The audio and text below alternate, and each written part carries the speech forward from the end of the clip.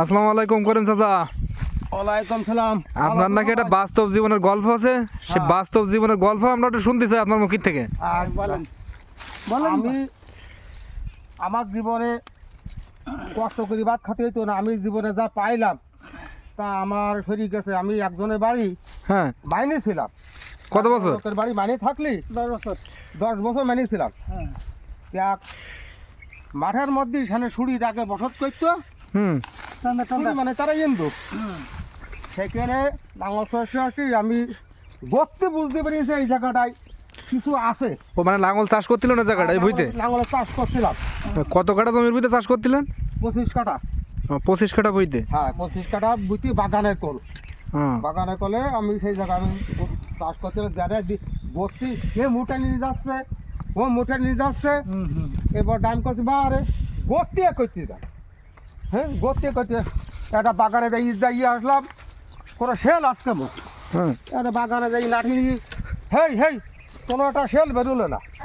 Shell যা না বেরোলে তখন আমি কি করবো? এখানে তো শেল তো নেই, তাহলে আমার গতি নাঙল জাল নিয়ে টানিয়ে নিয়ে আর এক মনে যাচ্ছে। এর কারণটা কি? এর কারণটা কি? কেন মাঠে কি একা ছিলেন আপনি তখন? আমি সেখানে একা।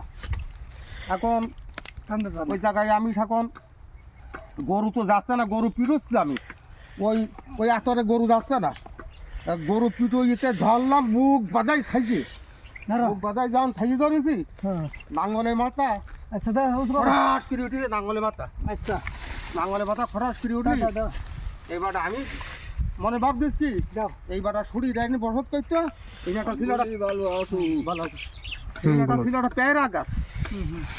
সে পেয়ারা গাছে আমার মানে নাঙ্গলে বুল বেঁধে গেছে। বেঁধে দিয়ে আমার মানে নাঙ্গল ভেঙে গেছে মানে। তাই গরু বালা তালা হাঁপাচ্ছে, আমি তাই এই জায়গায় হাত দিলেন? খুঁজতেছি, বাসনে খুঁজতেছি। চারিকোল দে পিঠের গাছনি।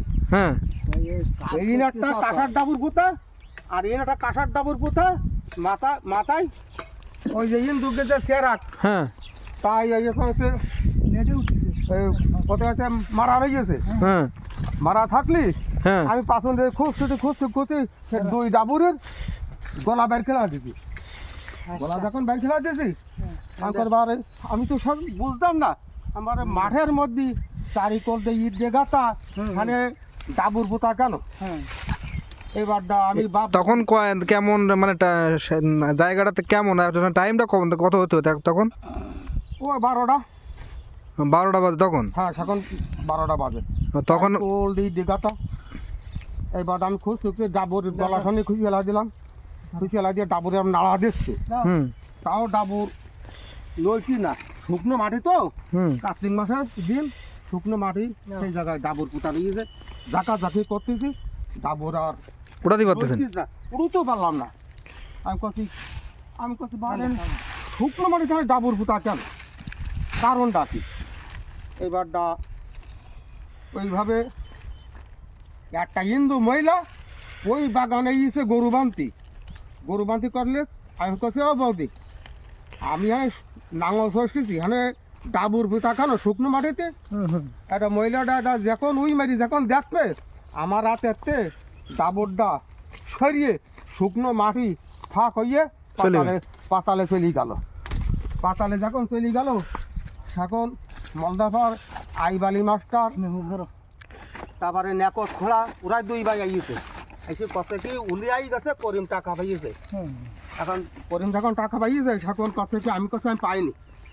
এখন ওরা দুই ভাই বিশাল ইতিহাসে, ওরা দুই ভাই আমার চালক দেশে নিজেরা দুই ভাই নিজেরা চালক দিয়ে আমার গাড়ে পারে সে চালক ঠেলি তুলিয়েছে।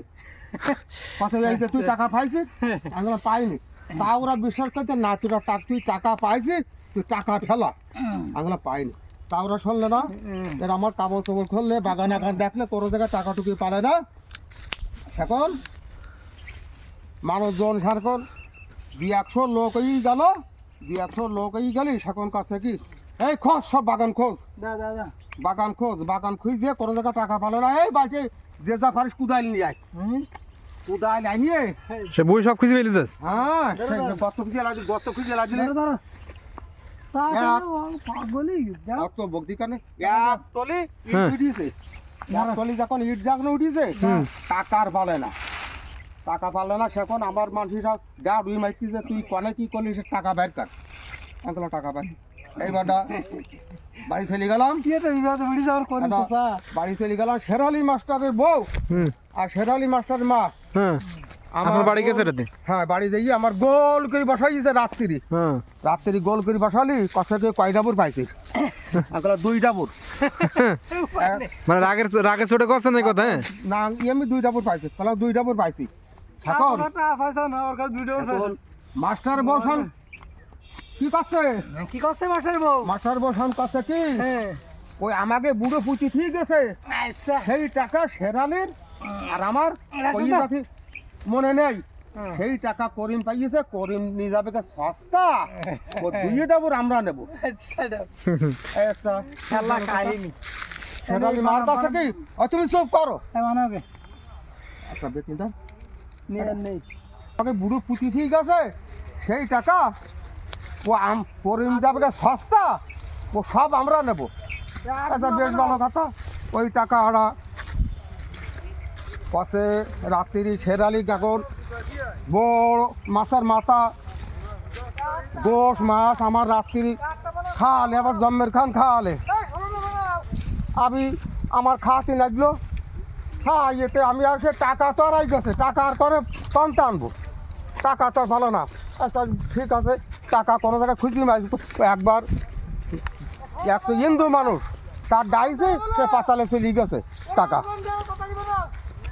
টাকা বাটে তালে চলে গেছে টাকা কি আর পাওয়া যায় আর কোনো সময় আপনাদের দিয়েতে পাবো না দিতে আর পাবো না এবার ও টাকা তো আর ভালো না এটা শেরালির বউ শেরালির ঘরের মধ্যে ঘুমাই আছে রাত যখন অর্ধেক বাজে মজাপাড়া চলে গেছে বেগম বেগম আইসি দিয়েতে পাশে কি ভাই গো ওই যে 2 ডাবুর টাকা পাইছি ওই 2 ডাবুর টাকা ও তো বাংলাদেশে তো বাঙালি যাবে না ও 2 ডাবুর টাকা ভারতে বাঙালি আনবো তুই যা পারিস আমাকে তাই দিবি আচ্ছা আস্তে আস্তে দেই আমি হাসি শুয়ে রয়েছি যে আমার এই খেতার তলে যাচ্ছে আমি কছে আমার খেতার তলে যাচ্ছিস কেন কছে তুই বগিস নে আমি বকবো না কেন তুই আমার খেতার তলে যাচ্ছিস তুই যা কবি কয় আনতে আমি সেরকমভাবে লোক নামি এবারটা গা ধরে যান বসাই আমার কাছে কি দেখ তুই যে 2 ডাবু টাকা পাইছিস ওই 2 ডাবু টাকা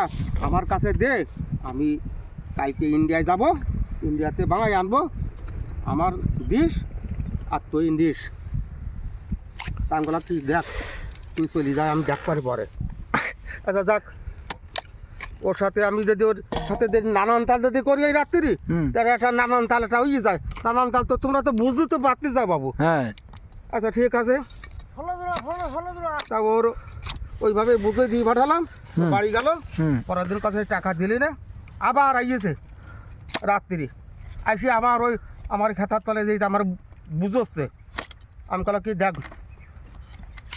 আসল কথা কলাম যে দেখ টাকা আমি পাইলাম তা যাই বলিয়েছে ও টাকা আর পাওয়া যাবে না তা পুরান বাড়ি যা কাজ করতে গেলাম 96 গ্রাম গরিব মানুষ তো 96 গ্রামে কাজ করতে গেলাম নাড়া কাটা এটা সেই নিয়ে গাংকান্দা আছে গাংকান্দায় আমার কাছে ওট ডাক পাই গেল টাকা নিবি না কাছে গাংকান্দায় জাম গাছের গোড়ায় আসি শিগগির নাচ পাই গেল এবারটা কাছে কি গৃহস্থ কাছে ও ভাই তোমাকে ও শ্যামাটা অত গাঙ্গাইছিস কেন আমাকে তো একজন লোক কলে কি দেখো ও ছোটো থাকতে টাকা পাইলো সেই টাকা স্বপ্নে দেখাইয়েছে সেই স্বপ্নে ওটাই তাই ও টাকা দিতে আইয়েছে তাই 3 ও গাঙাচ্ছে তা আমার এমন ধরন জানালে সেই ধরে আমার সাথে আর টাকা দেওয়া যায় না আচ্ছা সেই হিনতে আমার আর টাকা আর পালাম না আর আমরা দেখা দেয় না আচ্ছা তারপরের দিন এক বড় লোকের মাইয়ে নাম সাইদা 60,000 টাকা দাম বেড়ে সোনার আংটি যে পুরি মাইজে গেছে সানে পারে ঠিক গেছে সানে পারে চলি মেয়েরা চান করে চলি গেছে সেই আংটি আমি পাইছি আমি পালি সেই আমি যে বাড়ি থাকি সেই বাড়ির মালিক কাছে কি তোর রাতে কি আমি কাছে একটা আংটি আংটিটা কী হবে কনে ভালে আমি করলাম রাজগঞ্জ হাটে 58 কিনে নিয়ে আসি 60,000 টাকার আংটি আমি করলাম 58 কিনে নিয়ে আসি আমি বুঝি না আচ্ছা ঠিক আছে এখন বাড়িওয়ালার বউ কাছে কি দেখ কাল তোর ভাবিস ভাইয়ের সাথে যশোর টাউনে যাবি তো ওই এর সেই ভালো দিয়ে তোর একটা আংটি কিনে নিয়ে দেওয়া যাবে ওই আংটিটা তোর ভাবির দে আমি বললাম না আমি দেবো না এই ওটা আমি সারিয়েছি সারলিতে ওটা কাছে কি আংটি তাহলে বাইর করলি না আমি বললাম না ওটা সেখানে কাছে কি আব্দুল মামু তার কাছে কি আরো এই যে সাইদা যে আংটিটা আড়াই গেছে তুমি কি পাইছাও কাছে না এই শালার বেদব পাইয়েছে আমরা তো গেলাম আংটিটা বাইর কর তা বাইর করলে না এই শালা বেদব পাইয়ে করে তা কেন আংটিটাকে পাইছা তা পাইছি তা সে মালিক এসে আংটিটা নিয়ে গেল আমার আর কিছু দিলে না আমি বাড়ি পান্তা ভাত খাইয়ে আমার কাজে আমি গেলাম তাহলে বাস্তব জীবনে ঘটনা আপনার জীবনে ঘটেছে হ্যাঁ আরও কত মেয়ের সাথে খাতের প্রেম করেছি ওসব কথা তো আর বললাম না তো না ওসব কথা থাক ওসব কথা আর বলতে হবে না ঠিক আছে বাস্তব জীবনে গল্প শুনে আসলে বুঝলাম যে আসলে আপনি বাস্তবে বুঝলে? জীবনে অনেক কিছু পাতেন সেই জিনিসগুলো সব হারিয়ে গেল আপনার জীবন থেকে হ্যাঁ থ্যাংক ইউ বাস্তব জীবনের কথা শুনে আপনার কাছ থেকে